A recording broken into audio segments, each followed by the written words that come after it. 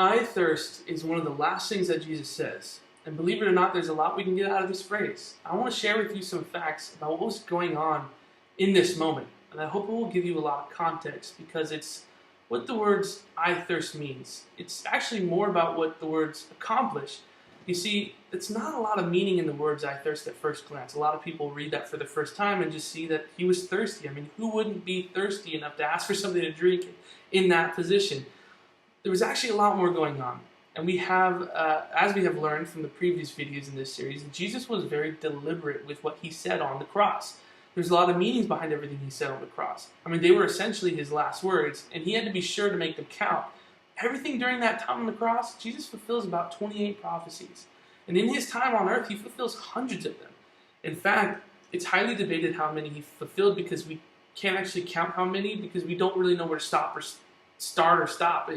The question of how many prophecies Jesus fulfilled is difficult to answer because should we only count direct messianic prophecies? Do we count repeated prophecies twice? And how about allusions and indirect references? And what about types or prophetic symbols? So that being said, I want to revisit those words, I thirst. What is Jesus doing by saying this? He's fulfilling a prophecy. Now, this is something very important to understand. When you fulfill prophecy, when Jesus is fulfilling prophecies, he's cementing that he is the Son of God.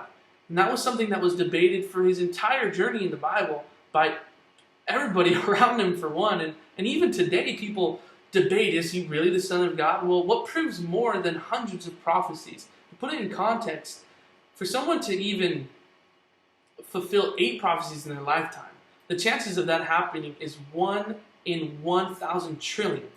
So that cements that Jesus is the Son of God. And so I want to get into why he said I thirst for other reasons, besides the fact that it was proving yet again that he is the Son of God, fulfilling those prophecies. Now, when Jesus said I thirst from the cross, he was alluding to the prophecy in Psalms 22:15. My mouth is dried up like a potsherd, my tongue sticks to the roof of my mouth, and you lay me in the dust of death. The Apostle John also had cited the same psalm earlier regarding the dividing of Jesus' garments amongst the Roman soldiers in John 19-18. Now, in response to Jesus' request for something to drink, the soldiers offered him wine vinegar. A jar of wine vinegar was there, so they soaked it in a sponge and put the sponge on a stalk of hyssop plant and lifted it to Jesus' lips. That's John 19:29. The wine vinegar was probably the cheapest and easiest wine for soldiers to acquire, and it was probably diluted with water. But earlier, Jesus refused a drink of vinegar, gall, and myrrh offered to him to relieve his suffering. We read that in Matthew 27:34 and Mark 15:23. Now, this is what's really interesting, that earlier they offered him a drink and he refused. And hours later, he asked for a drink. Well, the drink that they offered him before, a lot of people don't know this, but it was actually a customary drink that the Romans offered to the subjects of crucifixion. And it says in the Bible, it says gall and myrrh and vinegar. And basically, this is a concoction. It was a drug, basically. It was drugged for numbing. So they offered Jesus a drug to be numbed, to help him with the pain, and he refused it.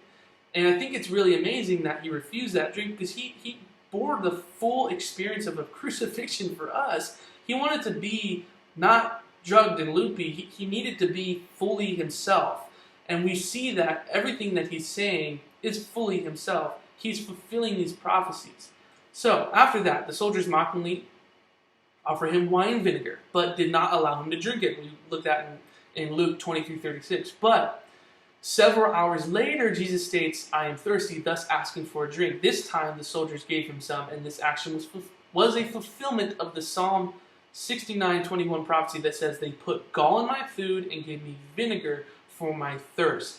Now, immediately after drinking or receiving this drink, Jesus says, it is finished. And he bows his head and he gave up his spirit.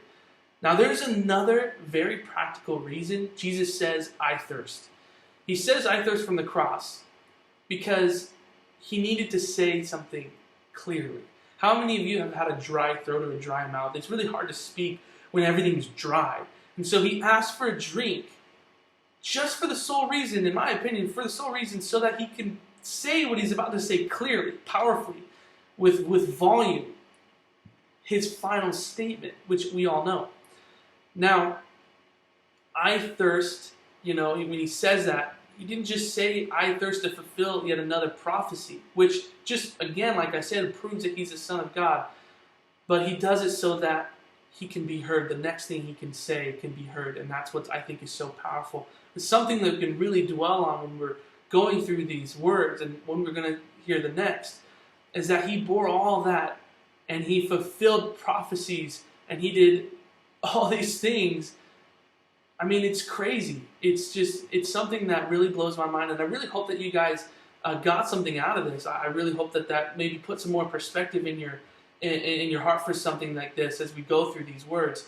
And I really hope that you guys are blessed by this, and I hope you guys have a great Easter. And I'm praying for everyone's families in this crazy time that we're in, but I know that God's going to pull us through, and we'll see you soon, I hope, sooner than we think.